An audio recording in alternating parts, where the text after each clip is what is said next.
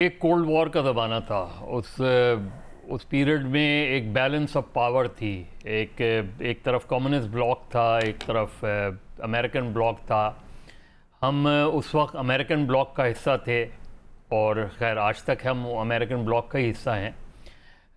उस communist bloc की वजह से बहुत से ऐसी अपराइजिंग हुई जो एंटाई कैपिटलिस्ट हुई और उसके नतीजे में हमने देखा कि non align movement, third world movement, और फिर हमने जब लाहौर में 74 में इस्लामिक समिट हुई तो उसमें फिर इस्लामिक वर्ल्ड के तौर पे हम उभरे। और उसमें उस ज़माने में जो लीडरशिप थी वो लीडरशिप पूरी तरीके से फ़लस्तीनियों के साथ खड़ी हुई थी।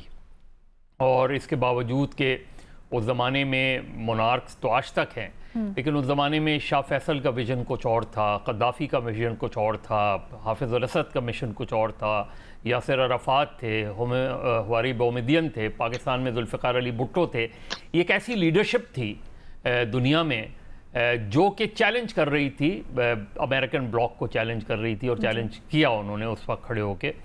और उसकी एक बड़ी वजह ये थी कि जो कम्युनिस्ट ब्लॉक था वो उनको सपोर्ट कर रहा था, उनके पीछे खड़ा था। जो आज की सूरत हाल है, दुनिया बदल गई। हम अपनी एक पोजीशन पे खड़े हुए, लेकिन हमने अपने आप को कितना मजबूत बनाया। हम एक बहुत ही कमज़ोर मुल्क के तौर पे खड़े रहे। हमने अपने आप को पोजीशनिंग नहीं की, हमने अपने आप को मजबूत नहीं बनाया, ग्राउंड पे इकोनॉमिकली मजबूत नहीं बनाया, पॉलिटिकली मजबूत नहीं बनाया। तो हमारी जो लीडरशिप उसके बाद आई वो लीडरशिप ऐसी थी कि जिसमें लीडरशिप क्वालिटी नहीं थी, जो विजन्स नहीं थे, जो विजनरी लीडर हमारे यहाँ जो है उस तरीके से नहीं आए अनफॉर्चुनेटली। तो आज का सूरत हाल है, आज दुनिया में हो क्या रहा है, जो सबसे ड्रामेटिक डेवलपमेंट थी हालिया तारीख में, यानी हालिया महीनों में, साल भर में, वो ईरान और सऊदी अरब के दरमियान ताल्लुकात थे। और वो किसने बनाए? वो ताल्लुकात बनाने में चीन ने रोल प्ले किया। यानी हम जो है वो सऊदी अरब और ईरान को आमने सामने नहीं बैठा सके, लेकिन चीन ने बैठा दिया। जब चीन ने बैठाया तो उससे अमेरिकन ब्लॉक परेशान हुआ और जाहिर है उन्होंने उसका एक काउंटर निकाला।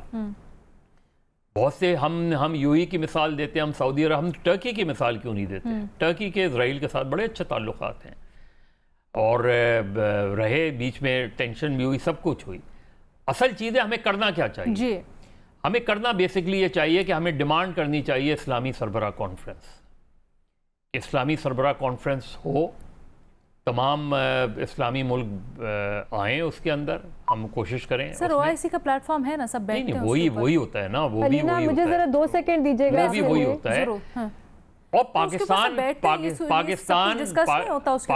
एक पोजीशन उसमें क्या ले? पाकिस्तान की पोजीशन ये होनी चाहिए कि जी हम पहले तो ये बताएं वो सारे ममालिक के फ़लस्तीन का मसला कैसे हल होगा, जिस फ़लस्तीन के लिए पूरी दुनिया ने, और हम ख़ास तौर पे जो वो थे, कतई करामी की माज़रत मदद साहब, लेकिन जहाँ पर इतनी आगे तक मामला बढ़ चुका है कि वो उसकी हैसियत तस्लीम कर रहे हैं, इसराइल को एज अ स्टेट तस्लीम कर रहे हैं। इसका मतलब यही है ना कि वो फ़लस्तीन के ऊपर आंखें बंद कर रहे हैं। देखिए तो उसके बाद वो फ़लस्तीन का हल क्या होता है, क्या नहीं होता?